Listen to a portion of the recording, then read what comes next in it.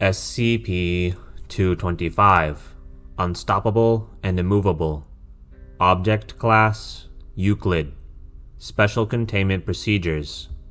SCP-225-1 is contained at Site-65 for study and experimentation. No guards are necessary for the object itself, as theft is impossible and the object is harmless for the moment. Ongoing tests are to be made to find a way to eliminate SCP-225-1, or at least find a way to move it from its position in a controllable fashion. SCP-225-2 is as yet uncontainable and should be monitored as best as possible as it travels, with constant updates as to its current position, speed, and trajectory, along with projections as to its estimated position for the next 50 years. As of this writing, SCP-225 poses no imminent threat. However, in the event that a collision course with SCP-225-1 is detected, SCP-225 is to be immediately upgraded to Keter, and every effort must be made to find a way to alter SCP-225-1 or SCP-225-2 from their courses. All Foundation resources are to be made available for this objective should a collision ever become probable. Planetary evacuation plans are to be drawn up as precaution, as are revised containment procedures for Keter-level items whose containment being compromised by would not also result in the item's imminent destruction. Description: SCP-225-1 and SCP-225-2 are shiny gray metallic spheres of unknown origin and composition, each with a diameter of 0.681 meters.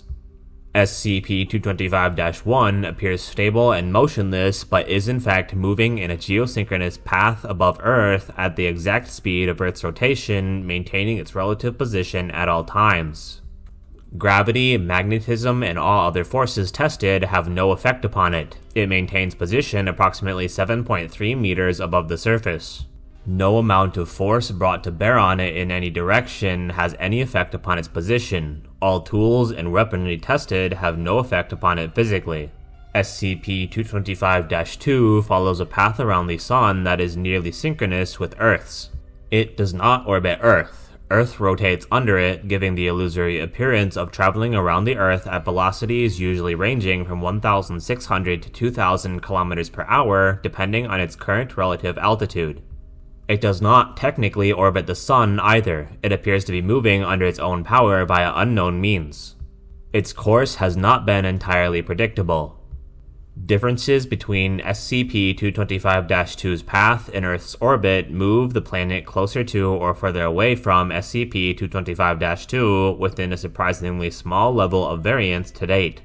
Since it was first observed it has never reached a relative altitude of less than 10 kilometers, generally staying between kilometers and kilometers above the surface, though it has moved as far away as resulting in a temporary loss of contact re-established after the lunar impact incident. Similarly to SCP-225-1, no force or weaponry brought to bear upon it has had any effect, though testing on it is significantly more difficult, time-consuming, and resource-intensive due to the variation in its relative position. Addendum: to summarize, no effort to move or damage SCP-225-1 has had any effect, and no effort to stop or damage SCP-225-2 has had any effect. SCP-225-2 destructively travels through any object in its path without pause and/or pushes it out of the way, regardless of that object's composition. SCP-225-1 is unaffected by any amount of force brought to bear on it in any direction. While individually each object is not as of yet any major concern, there are cataclysmic implications should the two objects collide.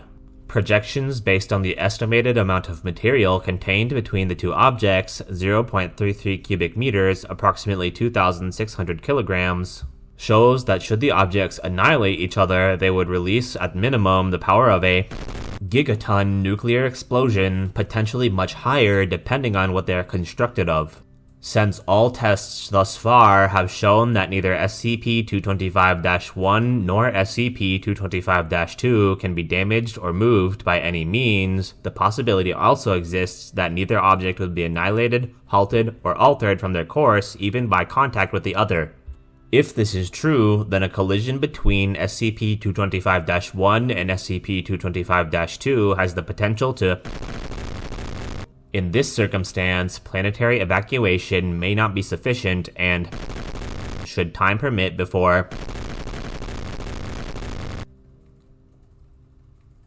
End file.